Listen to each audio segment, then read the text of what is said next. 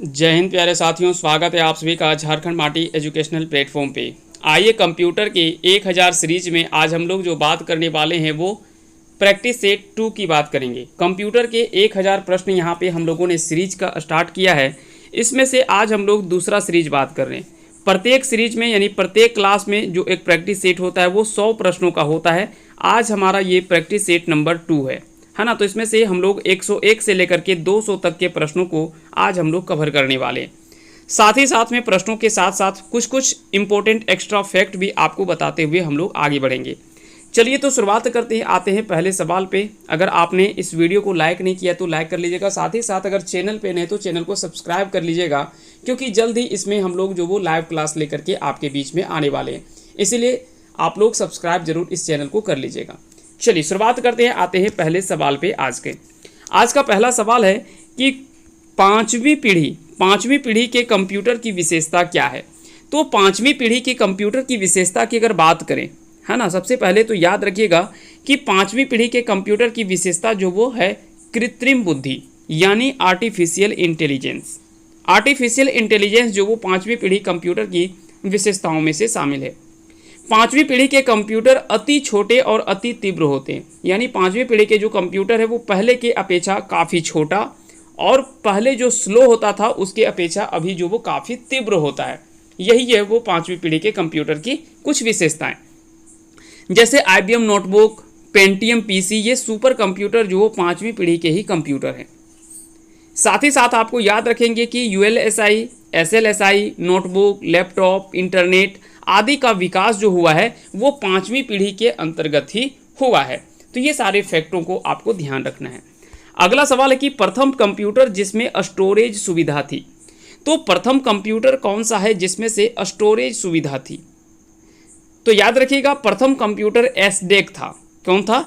SDEC था, है ना। SDEC पहला कंप्यूटर था जिसमें स्टोरेज सुविधा था। प्रथम पीढ़ी के जो कंप्यूटर थे उसके भंडारण के लिए पंच कार्ड का प्रयोग जो वो किया जाता था। प्रथम पीढ़ी के कंप्यूटर मुख्यतः बैच ऑपरेटिंग सिस्टम पर आधारित था। ये सारी चीज़ें आपको ध्यान रखनी है। अगला सवाल है कि मल्टी प्रोग्रामिंग का प्रयोग किस पीढ़ी के कंप्यूटरों से शुरू हुआ था। तो मल्टी प्रोग्रामिंग का प्रयोग जो वो किस पीढ़ी के कंप्यूटरों से इसकी शुरुआत जो वो होती है।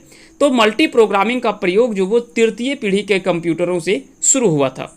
प्रथम पीढ़ी के कंप्यूटर में अगर बात करें सॉफ्टवेयर की तो मशीनी भाषा, बाइनरी और स्टोर प्रोग्राम था।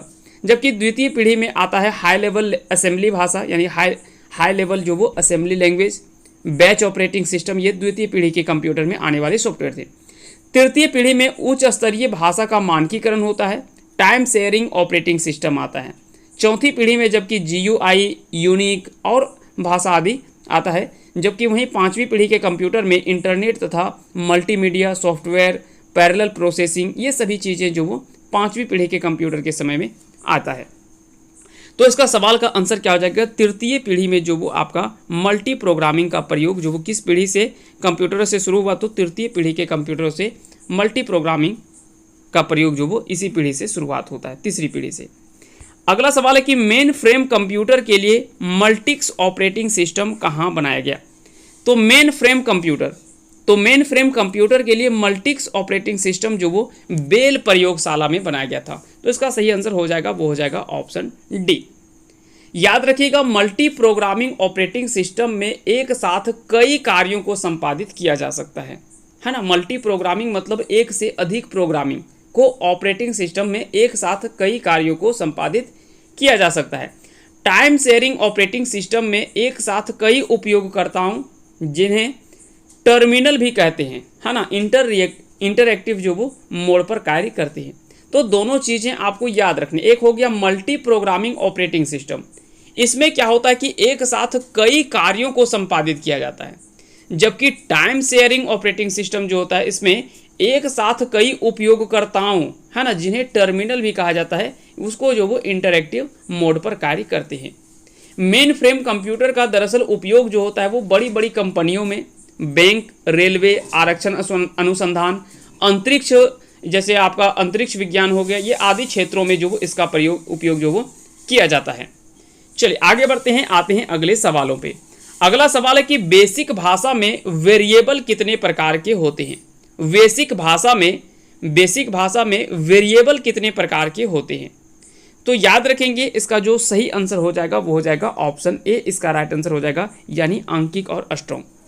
बेसिक भाषा में वेरिएबल जो वो आंकिक और स्ट्रॉन्ग प्रकार के होते हैं। बेसिक भाषा का विकास जो हुआ था वो 1964 में प्रोफेसर जॉन केमेनी तथा थॉमस कुर्टज के द्वारा किया गया था।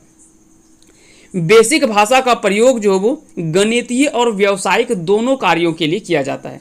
तो याद रखेंगे बेसिक भाषा का जो प्रयोग होता है, यानी बेसिक लैंग्वेज का जो प्रयोग होता है वो गणितीय और व्यावसायिक दोनों कार्यों के लिए किया जाता है। बेसिक का पूर्ण रूप क्या होता है? तो beginner all purpose symbolic instruction code. तो बेसिक का फुल फॉर्म भी कई बार पूछा जाता है। तो बेसिक का जो फुल फॉर्म होता है वो होता है beginners all purpose symbolic instruction code. जबकि अगर आपसे पूछ लिया जाए कि क्विक बेसिक तथा विजुअल बेसिक, ये दोनों जो वो माइक्रोसॉफ्ट द्वारा विकसित लोकप्रिय ऑब्जेक्ट ओरिएंटेड प्रोग्रामिंग भाषा था। तो याद रखेंगे क्विक बेसिक और विजुअल बेसिक ये दोनों का जो विकसित किया गया था वो माइक्रोसॉफ्ट के द्वारा, है ना। ये ओपीपी भाषा है। ओपीपी मतलब हो गया ऑब्जेक्ट ओरिएंटेड प्रोग्रामिंग। अगले सवाल पे आते हैं। अगला सवाल है कि पीसी यानी पर्सनल कंप्यूटर किस श्रेणी के कंप्यूटर से संबंधित है? तो पर्सनल कंप्यूटर जो वो किस श्रेणी के कंप्यूटर से संबंधित है? Mini computer, mainframe computer, super computer या माइक्रो कंप्यूटर? तो इसका जो सही आंसर हो जाएगा वो हो जाएगा ऑप्शन डी, यानी माइक्रो कंप्यूटर। पीसी यानी पर्सनल कंप्यूटर जो माइक्रो श्रेणी के कंप्यूटर हैं। पीसी का विकास 1981 ईस्वी में हुआ था, जिसमें माइक्रो प्रोसेसर 8088 यानी 8088 का प्रयोग जो वो किया गया था, है ना, 8088। पीसी का उपयोग जो वो घर, ऑफिस, व्यापार, शिक्षा, मनोरंजन, डाटा संग्रहण के लिए, प्रकाशन आदि क्षेत्रों में किया जाता है। वर्तमान पीढ़ी के सभी पर्सनल कंप्यूटर को पीसीएटी भी कहा जाता है, ये भी आपको याद रखना है। वर्तमान में जितने भी है ना, वर्तमान पीसीएटी, है ना, पीसीएटी, वर्तमान समय के जो भी पर्सनल कंप्यूटर हैं वो सभी को पीसीएटी भी कहा जाता है। तो ये भी आपको याद रखने हैं। अगर इसका फुल फॉर्म आपको आता है तो आप कमेंट बॉक्स में हमें लिख दीजिएगा। चलिए, टेली प्रोसेसिंग तथा टाइम शेयरिंग का प्रयोग किस पीढ़ी के कंप्यूटर में हुआ? टेली प्रोसेसिंग और टाइम शेयरिंग, इसका प्रयोग जो वो तृतीय पीढ़ी के कंप्यूटर में हुआ था। इसका सही आंसर हो जाएगा ऑप्शन सी, इसका राइट आंसर हो जाएगा। तृतीय पीढ़ी के कंप्यूटर में ट्रांजिस्टर की जगह इंटीग्रेटेड चिप का प्रयोग जो वो आरंभ हुआ। उसके पहले क्या था कि ट्रांजिस्टर का उपयोग होता था। द्वितीय पीढ़ी में पहला पीढ़ी में तो आपको पता ही है वैक्यूम ट्यूब वगैरह का प्रयोग जो वो उसमें यूज होता था, है ना। दूसरा में ट्रांजिस्टर आता है। तीसरा में इसके जगह पे ट्रांजिस्टर के जगह पे इंटीग्रेटेड चिप आ गया, है ना, आईसी चिप आ गया। यहाँ से भी सवाल पूछा जाता है कि तृतीय पीढ़ी या इंटीग्रेटेड चिप का प्रयोग जो वो किस पीढ़ी के कंप्यूटर में हुआ? तो तृतीय पीढ़ी के कंप्यूटर में हुआ। तृतीय पीढ़ी के कंप्यूटर में उच्च स्तरीय भाषा यानी हाई लेवल लैंग्वेज में PL1, पास्कल तथा बेसिक आदि का विकास हुआ। तो यहाँ से भी सवाल जो वो पूछे जाते हैं। अगला सवाल कि माइक्रो कंप्यूटर की क्षमता किसके पर सेकेंड होती है ना। तो माइक्रो कंप्यूटर की जो क्षमता होती है उसकी क्षमता 1 लाख संक्रियाएं प्रति सेकेंड होती है। कितनी होती है? 1 लाख संक्रियाएं प्रति सेकेंड होती है। माइक्रो कंप्यूटर का विकास सर्वप्रथम IBM कंपनी के द्वारा किया गया था। ये भी चीज़ें आपको याद रखनी है। IBM कंपनी के द्वारा ही सर्वप्रथम माइक्रो कंप्यूटर का विकास जो वो किया गया था। माइक्रो कंप्यूटर में 8, 16, 32 या फिर 64 बीट माइक्रो प्रोसेसर का प्रयोग किया जाता है। तो ये सारे फैक्ट आपको ध्यान रखने हैं। अगला सवाल है कि प्रथम पीढ़ी के कंप्यूटर में क्या दोष था? तो प्रथम पीढ़ी के कंप्यूटर का जो सबसे बड़ा दोष माना जाता है वो है आकार को लेकर के, क्योंकि उस समय का जो कंप्यूटर होता था वो बड़े आकार का होता था, बहुत बड़ा आकार का होता था, जिसके वजह से काफ़ी ज़्यादा दिक्कतों का सामना करना पड़ता था। क्योंकि इतना बड़ा कह सकते हैं कि एक कमरा रूम के जैसा बड़ा हुआ करता था। और भी जैसे जैसे होता है धीरे धीरे उसका जो वो छोटा रूप किया गया। दूसरा और भी दिक्कतें तो काफ़ी ज़्यादा दोष था। स्पीड उतना ज़्यादा नहीं था, है ना, उतना आसानी से उपयोग नहीं कर पाते थे लोग। तो ये सारी कठिनाइयाँ थी पहले के समय के कंप्यूटर में। तो प्रथम पीढ़ी के कंप्यूटर में जो सबसे दोष जो माना जाता है वो सबसे बड़ा है बड़ा आकार उसका। है ना। तो बड़ा आकार जो था उसका सबसे बड़ा दिक्कत था। प्रथम पीढ़ी के कंप्यूटर में कई सारे और भी दोष देखने को मिलते हैं। क्या?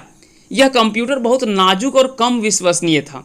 आज के कंप्यूटर के तुलना में पहले के जो कंप्यूटर थे वो बहुत नाजुक और कम विश्वसनीय हुआ करता था। यह कंप्यूटर जो वो प्रथम पीढ़ी का जो कंप्यूटर हुआ करता था वो बहुत गर्मी का उत्सर्जन करता था, यानी बहुत ज़्यादा हीट हो जाता था, है ना। और कंप्यूटर को चलाने के लिए एयर कंडीशनर का जो वो उपयोग करना आवश्यक था। इसका आकार एक कमरे के बराबर उस समय जो वो हुआ करता था। यही कारण है कि उस समय की कुछ विसंगतियों को देखा जा सकता है प्रथम पीढ़ी के कंप्यूटर का। चलिए आगे बढ़ते हैं, आते हैं अगले सवाल पे। अगला सवाल है कि इनमें से कौन सा सुपर चिप का प्रयोग मिनी कंप्यूटरों में लगाने से वह सुपर मिनी कंप्यूटर बन जाता है? तो इसका सही आंसर हो जाएगा 80386, है ना। 80386 जो वो सुपर चिप का प्रयोग मिनी कंप्यूटरों में लगाने से वह सुपर मिनी कंप्यूटर बन जाता है। पेंटियम को पेंटियम 1 P5 या कभी कभी इंटेल 80586 के रूप में भी जाना जाता है। 80586 दरअसल यह इंटेल माइक्रो प्रोसेसर की 5वीं पीढ़ी थी, है ना। तो यह भी सवाल जो वो यहाँ से पूछा जाता है। तो इसका सही आंसर हो जाएगा ऑप्शन, इसका राइट आंसर क्या हो जाएगा? इसका राइट आंसर हो जाएगा ऑप्शन ए, इसका जो वो सही आंसर हो जाएगा। ऑप्शन बी इसका सही आंसर हो जाएगा, है ना। चलिए, सर्वप्रथम पंच कार्ड का प्रयोग जो वो किसने किया था? सर्वप्रथम पंच कार्ड का प्रयोग किसके द्वारा किया गया था? तो सर्वप्रथम पंच कार्ड का प्रयोग जोसेफ मेरी ने किया था। किसके द्वारा? जोसेफ मेरी के द्वारा सर्वप्रथम पंच कार्ड का प्रयोग किया गया था। अब यहाँ पे पंच कार्ड के बारे में थोड़ा सा आपको याद रखना कि पंच कार्ड का आविष्कार हार्मन हॉलरिथ ने किया था। हार्मन हॉलरिथ, कई बार सवाल यहाँ से पूछा भी गया है परीक्षा में। 1837 ईस्वी में दरअसल पंच कार्ड को अन्य डिफरेंट पैटर्न के साथ में चार्ल्स बेबेज के बनाए गए एनालिटिकल इंजन कंप्यूटर में प्रयोग किया गया था। 1837 ईस्वी में अगर पूछ ले कि पंच कार्ड का आविष्कार किसके द्वारा किया गया था, तो हार्मन हॉलरिथ ने पंच कार्ड का आविष्कार किया था और सर्वप्रथम पंच कार्ड का प्रयोग जोसेफ मेरी के द्वारा किया गया था। तो ये सारे फैक्ट आपको ध्यान रखने हैं। अगला सवाल है कि कंप्यूटर के विकास में सर्वाधिक योगदान किसका है? कंप्यूटर के विकास में सर्वाधिक योगदान जो वो किसका है? तो कंप्यूटर के विकास में सर्वाधिक योगदान जो देखने को मिलता है वो वॉन न्यूमैन का है। एडम ऑसबर्न द्वारा 1981 में लैपटॉप का विकास किया गया। तो यहाँ से भी सवाल पूछा जाता है कि 1981 ईस्वी में किसके द्वारा लैपटॉप का विकास किया गया? तो एडम ऑसबर्न के द्वारा। जबकि चार्ल्स बेबेज को कंप्यूटर का पितामह कहा जाता है। तो ये तो आपको पता ही होगा। तो इसका सही आंसर हो जाएगा ऑप्शन डी, इसका राइट आंसर हो जाएगा। तो कंप्यूटर के विकास में जो सर्वाधिक योगदान है वो किसका देखने को मिलता है? तो वॉन न्यूमैन का सर्वाधिक योगदान मिलता है। प्रथम अंकीय कंप्यूटर के ब्लूप्रिंट के विकास में सर्वाधिक योगदान किसका है? तो प्रथम अंकीय कंप्यूटर के ब्लूप्रिंट के विकास में सर्वाधिक योगदान चार्ल्स बेबेज का है। प्रथम इलेक्ट्रॉनिक कंप्यूटर का विकास A.L. ट्यूरिंग ने किया था। तो यहाँ से भी सवाल पूछा जाता है कि प्रथम इलेक्ट्रॉनिक कंप्यूटर का विकास किसके द्वारा किया गया था?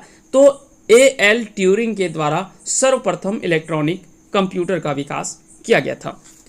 तो इसके अनुसार से यहाँ पे इसका जो सही आंसर हो जाएगा वो क्या हो जाएगा? इसका राइट आंसर हो जाएगा ऑप्शन बी, इसका सही आंसर हो जाएगा, यानी चार्ल्स बेबेज इसका जो वो सही आंसर हो जाएगा। जबकि हार्मन हॉलरिथ, इसके बारे में अभी हमने आपको बता दिया, ये पंच कार्ड का आविष्कार इन्होंने किया था, है ना। ब्लेज पास्कल के बारे में आपको तो पता ही है। चलिए आगे बढ़ते हैं, आते हैं अगले सवाल पे। इंटीग्रेटेड सर्किट चिप का विकास किसने किया? इंटीग्रेटेड सर्किट चिप, इसका विकास J.S. किल्वी के द्वारा किया गया है ना। तो J.S. किल्वी ने इंटीग्रेटेड सर्किट का विकास जो वो 1958 ईस्वी में किया था। तो हो सकता है कि आपसे ईस्वी भी पूछ ले, क्या गारंटी है? कोई भी गारंटी नहीं है, परीक्षा में कहीं से भी सवाल आपसे पूछे जा सकते हैं। तो इंटीग्रेटेड सर्किट चिप का विकास सर्वप्रथम याद रखेंगे J.S. किल्वी के द्वारा किया गया था। J.S. किल्वी ने इंटीग्रेटेड सर्किट का विकास जो वो 1958 ईस्वी में किया था। इंटीग्रेटेड सर्किट के चिप अर्धचालक पदार्थ यानी सिलिकॉन और जर्मेनियम के बने होते हैं। तो इसका सही आंसर आपको याद रखने हैं। अगला सवाल है कि चुंबकीय डिस्क पर किस पदार्थ की परत होती है? चुंबकीय डिस्क पर अगर बात करें कि चुंबकीय डिस्क पर जो वो किस पदार्थ की परत होती है, तो इसमें आयरन ऑक्साइड की जो वो परत होती है। मैग्नेटिक टेप में एक प्लास्टिक रिबन पर चुंबकीय परत जो वो आयरन ऑक्साइड या फिर क्रोमियम डाइऑक्साइड की परत जो वो चढ़ी रहती है। मैग्नेटिक टेप की भंडारण क्षमता डाटा रिकॉर्ड करने व घनत्व तथा टेप की लंबाई का गुणनफल होता है। भंडारण क्षमता अगर बात करें तो डाटा का जितना घनत्व होता है और टेप की लंबाई जो होता है वही उसका भंडारण क्षमता निकल करके आता है। तो इसका याद रखेंगे, इसका सही आंसर क्या हो जाएगा, इसका राइट आंसर हो जाएगा आयरन ऑक्साइड, इसका जो वो सही आंसर हो जाएगा। सर्वाधिक शक्तिशाली कंप्यूटर है, तो सर्वाधिक शक्तिशाली कंप्यूटर आपको तो पता ही है, सुपर कंप्यूटर जो होता है वो सर्वाधिक शक्तिशाली कंप्यूटर माना जाता है। तो इसका सही आंसर हो जाएगा सुपर कंप्यूटर, है ना। अगर बात करें सुपर कंप्यूटर की, जब सुपर कंप्यूटर की बात आई है तो थोड़ा सा इसके बारे में आपको बता दें। सेमर क्रे को सुपर कंप्यूटर का जन्मदाता कहा जाता है। सेमर क्रे को सुपर कंप्यूटर का जन्मदाता कहा जाता है। अत्यधिक तीव्र प्रोसेसिंग शक्ति और विशाल भंडारण क्षमता वाले कंप्यूटर को ही सुपर कंप्यूटर कहा जाता है। दरअसल इसमें क्या है कि सबसे बड़ा चीज होता है कि इसका प्रोसेसिंग जो पावर होता है वो काफी तेजी से होता है ना, काफी तेज होता है। दूसरा क्या है कि विशाल भंडारण क्षमता, यानी इसमें स्टोरेज का जो कैपेसिटी होता है वो काफी लार्ज अमाउंट में होता है, यानी काफी बड़ा होता है ना। यही वजह है कि सुपर कंप्यूटर हमारे लिए जो वो महत्वपूर्ण अभी के समय में हो गया है। ठीक है, तो ये सारी चीजें तो आपको पता है। सुपर कंप्यूटर के प्रोसेसिंग स्पीड की गणना, यहां से भी सवाल पूछा जाता है कि सुपर कंप्यूटर के प्रोसेसिंग स्पीड की गणना फ्लॉप्स में की जाती है। फ्लॉप्स मतलब फ्लोटिंग पॉइंट ऑपरेशन पर सेकेंड। फ्लोटिंग पॉइंट ऑपरेशन पर सेकेंड जो वो सुपर कंप्यूटर के प्रोसेसिंग स्पीड की गणना की जाती है। तो कई बार सवाल यहाँ से पूछा गया कि सुपर कंप्यूटर की गणना किसके आधार पर किया जाता है, तो फ्लॉप्स में किया जाता है, यानी फ्लोटिंग पॉइंट ऑपरेशन पर सेकेंड में उसका जो वो गणना किया जाता है। चलिए आगे बढ़ते हैं, आते हैं अगले सवालों पे। अगला सवाल है कि भारतीय सुपर परम 10,000 का उदय किस सन में हुआ। तो भारतीय सुपर कंप्यूटर परम 10,000, है ना, परम 10,000 का उदय 1998 ईस्वी में हुआ। अनुपम सुपर कंप्यूटर का विकास बार्क के द्वारा 1991 ईस्वी में शुरू किया गया था, जबकि परम युवा सुपर कंप्यूटर 2008 में पेश किया गया था। परम पद्म सुपर कंप्यूटर ये 2003 में पेश किया गया था, जबकि परम युवा 2 का अनावरण 2013 में किया गया था। तो कुछ ये सुपर कंप्यूटर के नाम भी कई बार आपसे पूछ लिए जाते हैं कि कौन सा कंप्यूटर का विकास कब हुआ और इसमें से कौन सा एक सुपर कंप्यूटर है, कौन सा सुपर कंप्यूटर नहीं है, ऐसे सवाल भी कई बार पूछ लिए जाते हैं, है ना। तो नाम भी आपको याद रखने हैं। तो इसका सही आंसर क्या हो जाएगा, इसका राइट आंसर हो जाएगा 1998 ईस्वी में, यानी ऑप्शन बी इसका सही आंसर हो जाएगा। अगला सवाल है कि 3G क्या है।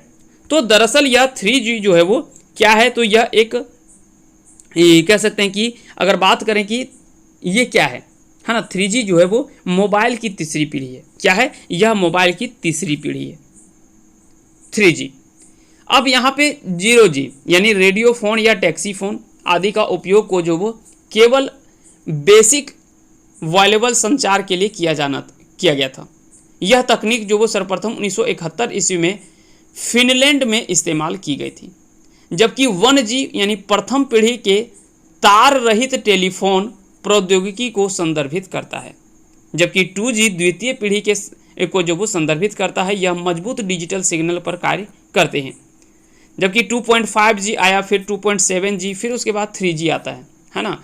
3G में अगर हम बात करें तो 3G तकनीक जो वो तृतीय पीढ़ी को संदर्भित करती है। इसे आमतौर पर स्मार्टफोन भी कहा जाता है ना। 3G और 4G ये आपको दोनों चीज़ें आपको पता ही होगा कि 3G और 4G के मध्य में कुछ और विकसित पीढ़ियां भी मानी जाती है, जैसे 3.5G, 3.75G, उसके बाद 4G आया जो कि LTE आपने कई बार देखा होगा, LTE लिखा हुआ।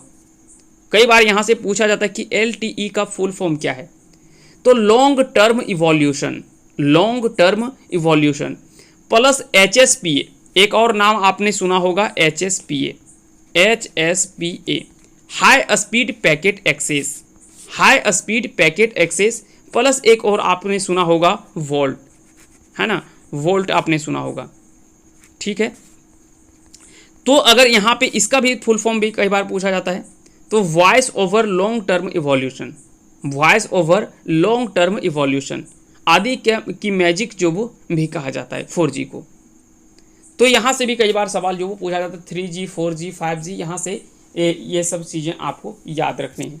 चलिए अगले सवाल पे आते हैं। अगला सवाल है कि भारत का सुपर कंप्यूटर परम कहाँ स्थित है।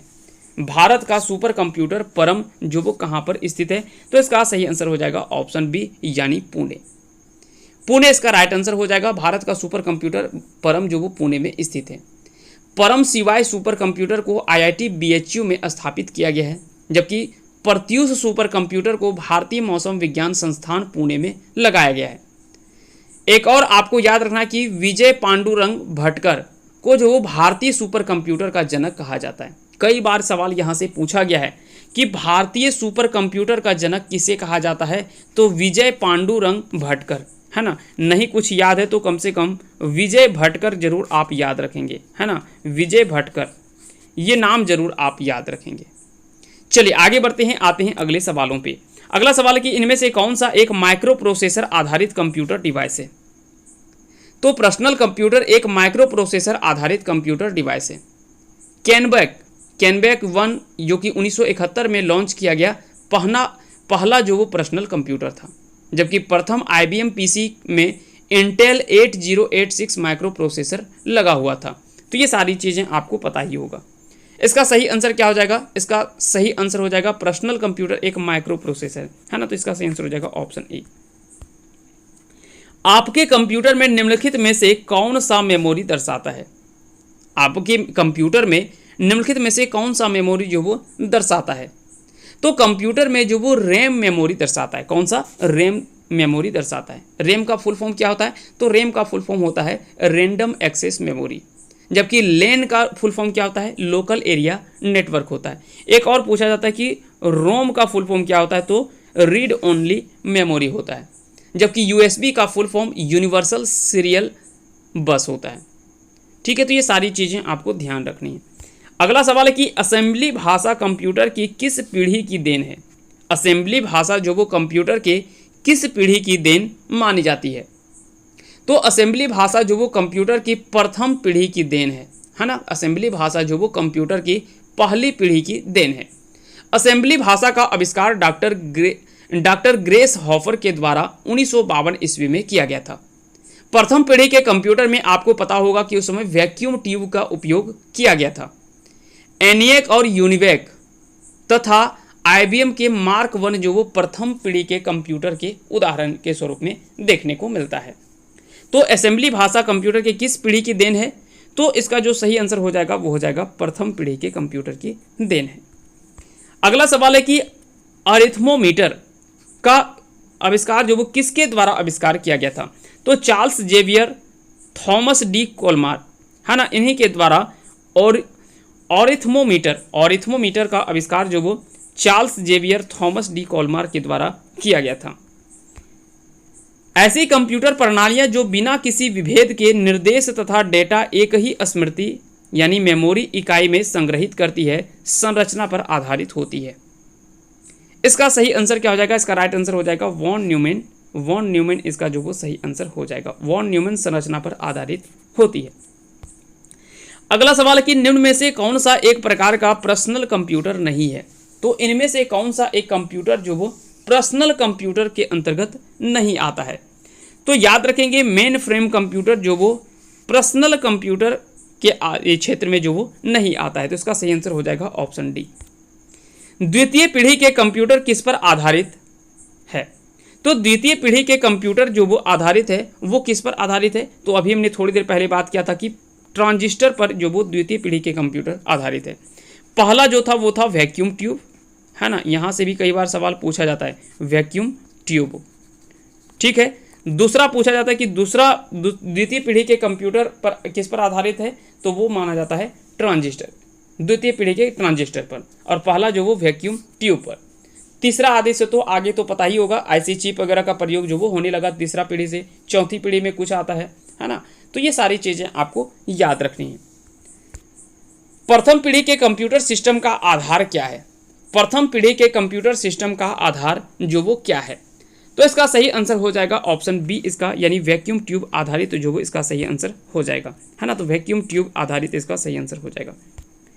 IBM 370 किस पीढ़ी का कंप्यूटर था? IBM 370 किस पीढ़ी का कंप्यूटर था? तो इसका सही आंसर हो जाएगा तीसरी पीढ़ी का कंप्यूटर जो वो IBM 370 जो वो तृतीय पीढ़ी का कंप्यूटर था। आउटपुट देखने के लिए आप किसका उपयोग करते हैं? तो आउटपुट देखने के लिए हम जिसका प्रयोग करते हैं उसे कहते हैं मॉनिटर, है ना। तो मॉनिटर को जो वो आउटपुट देखने के लिए इसका उपयोग जो वो करते हैं। तो इसका सही आंसर क्या हो जाएगा? इसका राइट आंसर हो जाएगा आपका ऑप्शन ए, इसका बिल्कुल जो वो सही आंसर हो जाएगा।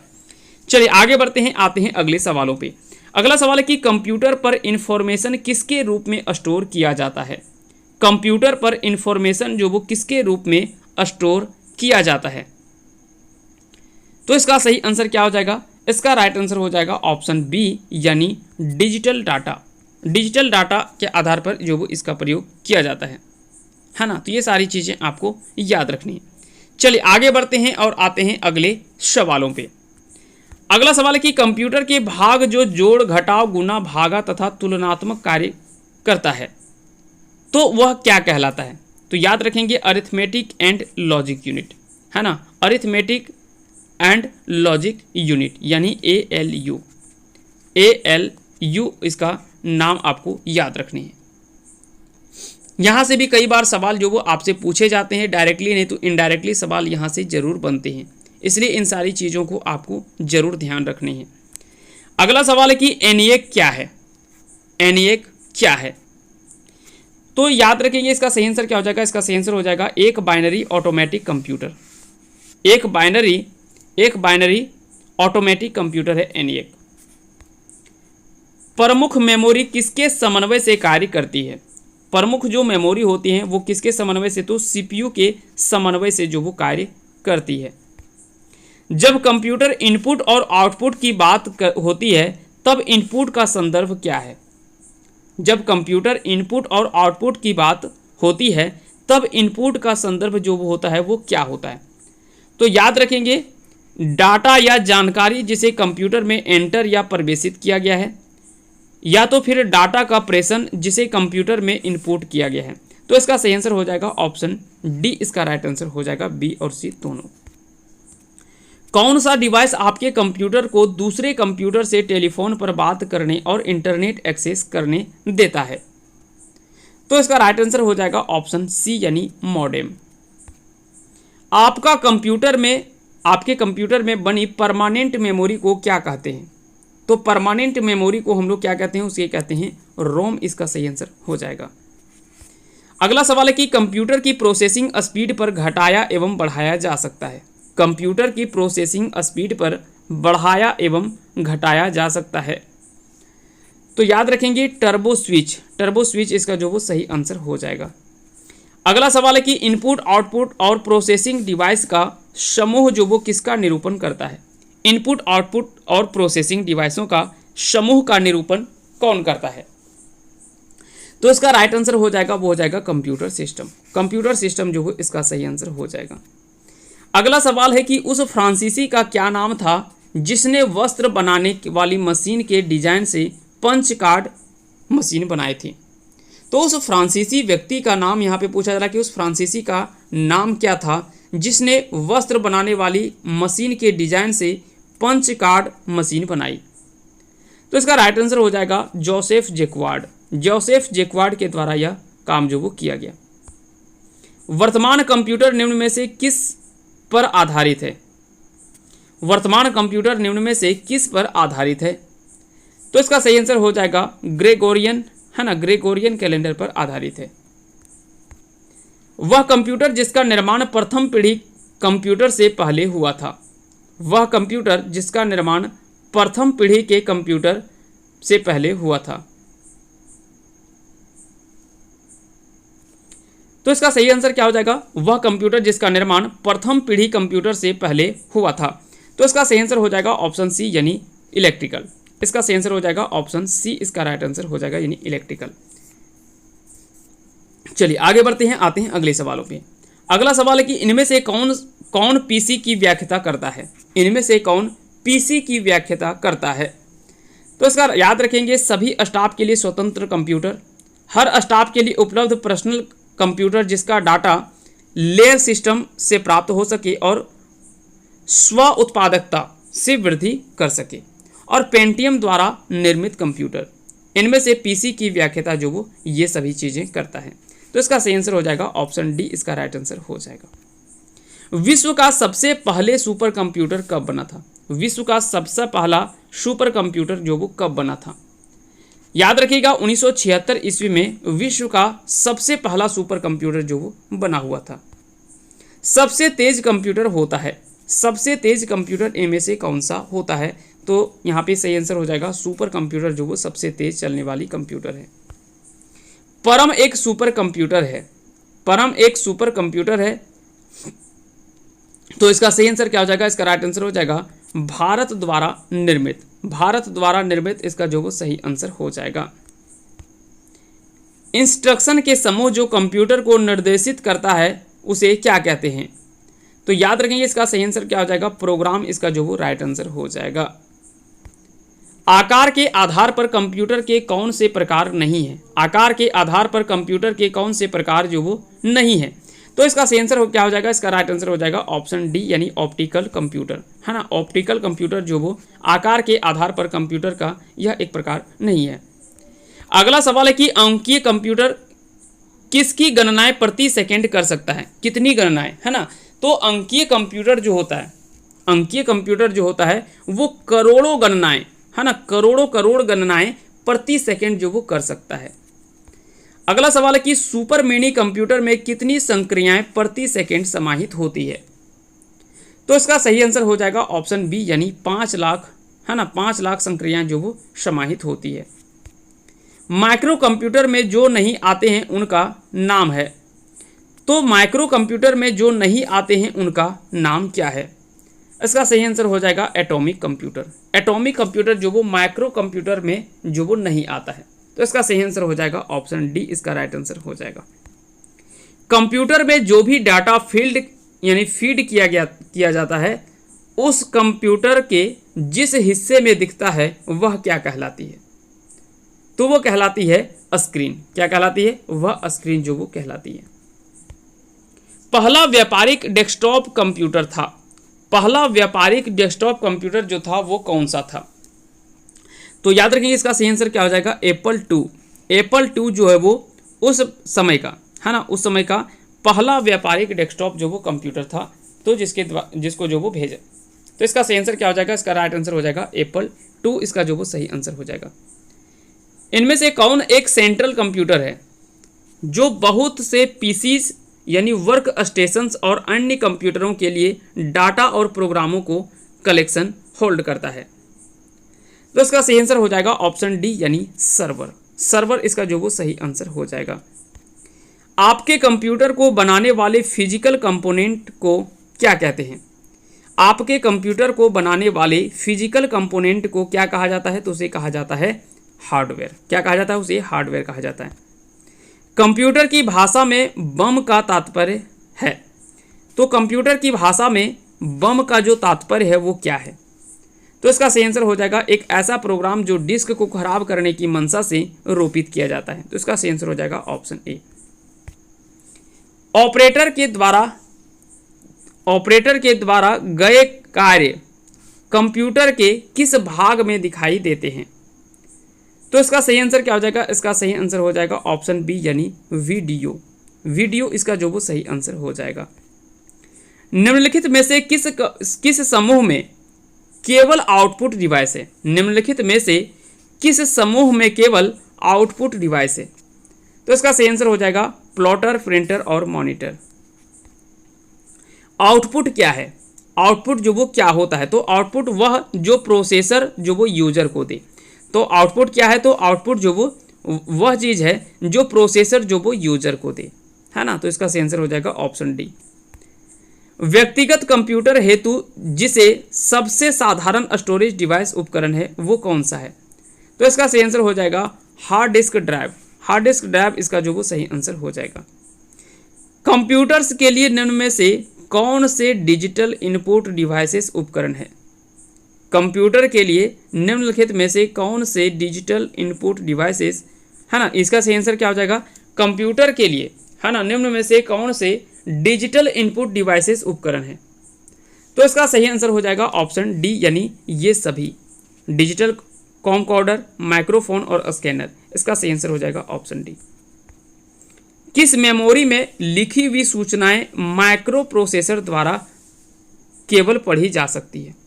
तो किस मेमोरी में लिखी हुई सूचनाएं माइक्रो प्रोसेसर उनके द्वारा केवल पढ़ी जा सकती है। तो इसका सही आंसर हो जाएगा रीड ओनली मेमोरी, यानी रोम। कौन सी स्टोरेज डिवाइस रील्स का पहाड़ कहलाती है। कौन सी स्टोरेज डिवाइस रील्स का पहाड़ कहलाती है। तो इसका सही आंसर हो जाएगा magnetic tape. Apple micro computer का विकास कब हुआ। एप्पल माइक्रो कंप्यूटर का विकास कब हुआ था। तो इसका सही आंसर हो जाएगा 1977 ईस्वी में इसका कंप्यूटर का विकास हुआ। तो एप्पल माइक्रो कंप्यूटर का विकास किस वर्ष होता है। तो इसका सही आंसर हमने बता दिया 1977 ईस्वी में इसका सही आंसर हो जाएगा। डाटा और प्रोग्राम में कौन अंतर करता है। डाटा और प्रोग्राम में कौन अंतर करता है। तो इसका सही आंसर हो जाएगा माइक्रो प्रोसेसर। माइक्रो प्रोसेसर गणना और प्रोग्राम में अंतर करता है। तो डाटा और प्रोग्राम इसका सही आंसर हो जाएगा, जो कि माइक्रो प्रोसेसर इसका राइट आंसर हो जाएगा। कंप्यूटर में जब डाटा डालते हैं तो वह सबसे पहले किस वर्किंग मेमोरी में जाता है। तो इसका सही आंसर हो जाएगा ऑप्शन सी, यानी रैम। प्रोसेसिंग डिवाइस उपकरण का उदाहरण होगा। प्रोसेसिंग डिवाइस उपकरण का उदाहरण होगा। तो इसका सही आंसर क्या हो जाएगा। इसका राइट आंसर हो जाएगा ऑप्शन सी, यानी विशेष कार्य या तो फिर कार्ड, विशेष कार्य कार्ड इसका सही आंसर हो जाएगा। चलिए आगे बढ़ते हैं, आते हैं अगले सवालों पे। अगला सवाल है कि कंप्यूटर के कंपोनेंट ठीक से ऑपरेट हो रहे हैं और कनेक्टेड हैं, यह सुनिश्चित करने के लिए कौन सा प्रोसेस चेक करता है। तो इसका सही आंसर हो जाएगा बूटिंग, इसका सही आंसर हो जाएगा। निम्नलिखित में से कौन सा पर्सनल कंप्यूटर का एक भाग नहीं है। निम्नलिखित में से कौन सा पर्सनल कंप्यूटर का एक भाग नहीं है। तो इसका राइट आंसर हो जाएगा यूएसबी, इसका सही आंसर हो जाएगा। निम्नलिखित में से, है ना, यूआरएल एक दिया हुआ है, कहता है कि इनमें से कौन सा घटक वेब पेज के साथ में की पहचान है। तो इसका सही आंसर हो जाएगा login.php, इसका सही आंसर हो जाएगा।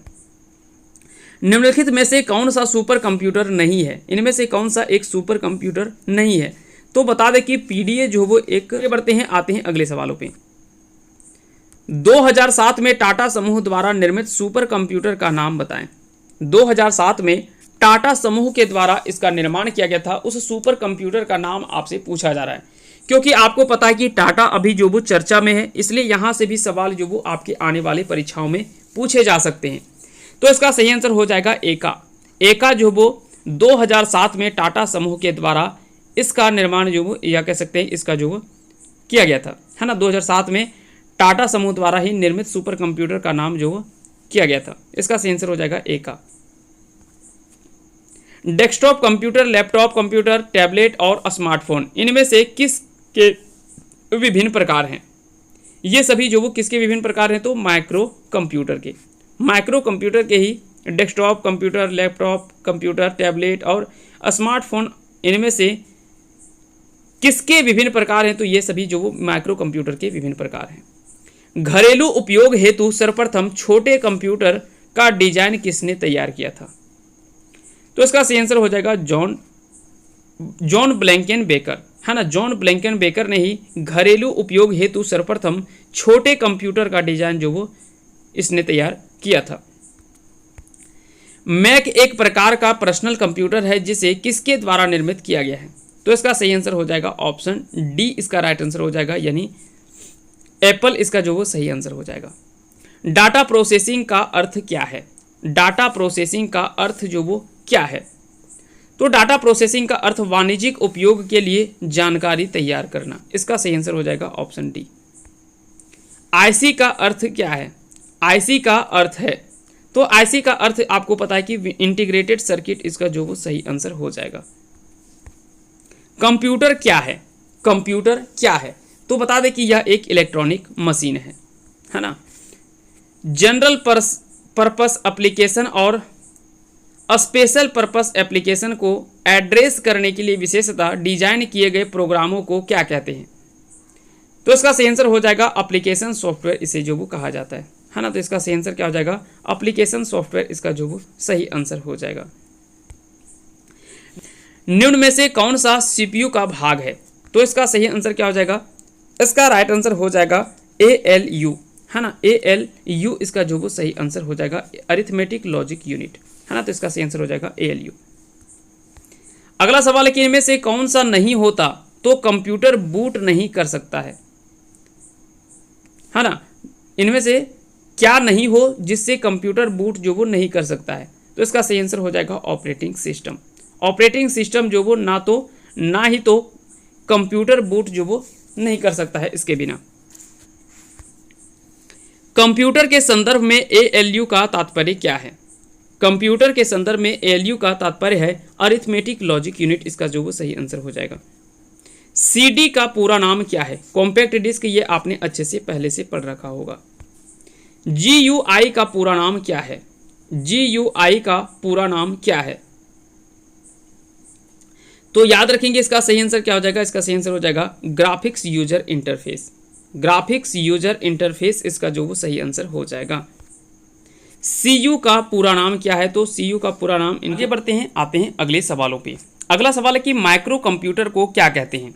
माइक्रो कंप्यूटर को क्या कहते हैं, है ना। तो इसका सही आंसर क्या हो जाएगा? इसका सही आंसर हो जाएगा ऑप्शन बी, इसका राइट आंसर हो जाएगा micro computer on a chip, है ना। माइक्रो कंप्यूटर को कंप्यूटर ऑन ए चिप का भी कहा जाता है। तो इसका सही आंसर हो जाएगा ऑप्शन बी।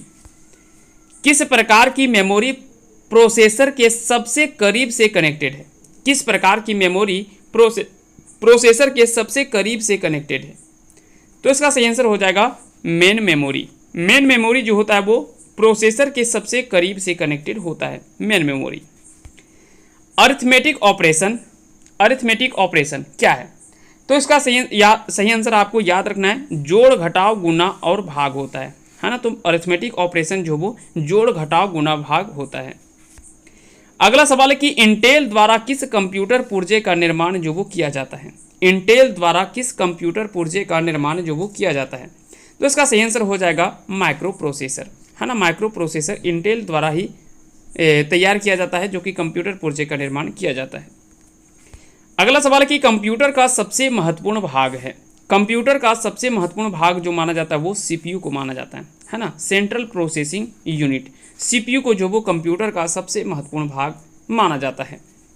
चलिए आगे बढ़ते हैं, आते हैं अगले सवालों पे। अगला सवाल है कि सेविंग यह किसकी प्रक्रिया है?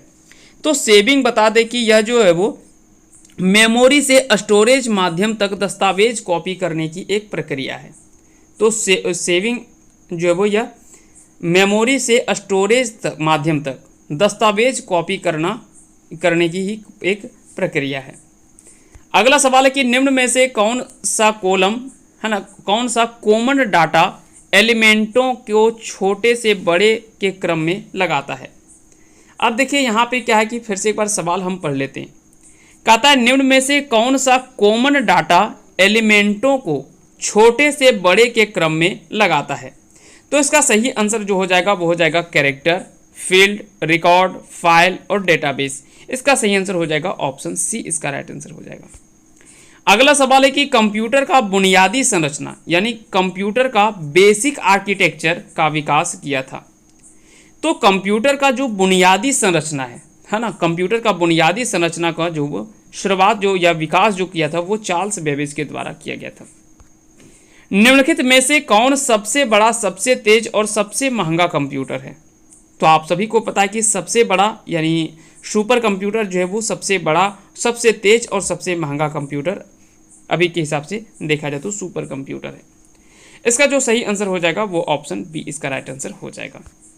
अगला सवाल है कि सामान्य रूप से प्रयुक्त किया जाने वाला कंप्यूटर क्या है? सामान्य रूप से प्रयुक्त किया जाने वाला कंप्यूटर जो है वो है डिजिटल कंप्यूटर। इसका सही आंसर हो जाएगा ऑप्शन बी। निम्न में से सबसे तेज कौन सा है? इनमें से कौन सा जो वो सबसे तेज है? तो इसका सही आंसर हो जाएगा ऑप्शन सी यानी रजिस्टर इसका जो वो सही आंसर हो जाएगा। अगला सवाल है कि मेन फ्रेम कंप्यूटर के लिए मल्टिक्स ऑपरेटिंग सिस्टम कहाँ बनाया गया। मेन फ्रेम कंप्यूटर के लिए मल्टिक्स ऑपरेटिंग सिस्टम कहाँ बनाया गया। तो याद रखेंगे बेल प्रयोगशाला में जो मेन फ्रेम कंप्यूटर के लिए मल्टिक्स ऑपरेटिंग सिस्टम जो वो बनाया गया। सिस्टम के किसमें प्रोग्राम या इंस्ट्रक्शन शामिल होते हैं, है ना। सिस्टम के किसके अंतर्गत या किसमें जो वो प्रोग्राम या इंस्ट्रक्शन जो वो शामिल होते हैं। तो इसका सही आंसर हो जाएगा ऑप्शन डी यानी सॉफ्टवेयर में इसका जो वो सही आंसर हो जाएगा। अगला सवाल है कि सीपीयू में कंट्रोल यूनिट का कार्य है। सीपीयू में कंट्रोल यूनिट का कार्य क्या है। तो इसका सही आंसर हो जाएगा आपका ऑप्शन डी यानी प्रोग्राम को डिकोड करना। सीपीयू में कंट्रोल यूनिट का जो कार्य होता है वो होता है प्रोग्राम को डिकोड करना। माइक्रोसॉफ्ट ऑफिस यह किसका एक उदाहरण है। माइक्रोसॉफ्ट ऑफिस जो है वो किसका एक उदाहरण है, तो क्लोज सोर्स सॉफ्टवेयर का एक उदाहरण है ना। तो माइक्रोसॉफ्ट ऑफिस जो वो यह क्लोज सोर्स सॉफ्टवेयर का एक उदाहरण है। आज का आखिरी सवाल है और इसका आंसर जो वो आपको कमेंट बॉक्स में लिख देना है कि बेबी नाम किस कंप्यूटर को दिया गया। बेबी नाम जो वो किस कंप्यूटर को दिया गया, इसका आंसर जो वो आप कमेंट बॉक्स में हमें लिख दीजिएगा। साथ ही साथ अगर वीडियो अच्छा लगा हो तो इस वीडियो को लाइक कीजिएगा। साथ ही साथ चैनल पे नए हैं तो चैनल को सब्सक्राइब भी कर लेंगे। चलिए मिलते हैं अगले क्लास में, तब तक के लिए आप सभी को बहुत बहुत धन्यवाद। इसका जल्द ही हम लोग जो वो थर्ड प्रैक्टिस सेट यानी थर्ड पार्ट जो वो लेकर के हम जल्द ही आपके बीच में आने वाले हैं। और इसी प्रकार से 100 क्वेश्चंस को हम लोगों ने टोटल 1000 प्रश्नों का यह सीरीज है और 1000 प्रश्नों को हम लोग 10 वीडियो के माध्यम से इसको कंप्लीट कर लेंगे। उसके बाद में एक आपको कंप्लीट जो वो 10,000 प्लस प्रश्नों का एक मैराथन सेशन भी आपसे करवाया जाएगा, है ना। तो एक मैराथन क्लास भी आगे आपका इसका आयोजन होने वाला है। चलिए मिलते हैं अगले क्लास में, तब तक के लिए आप सभी को हमारे साथ अंत तक जुड़े रहने के लिए बहुत बहुत धन्यवाद।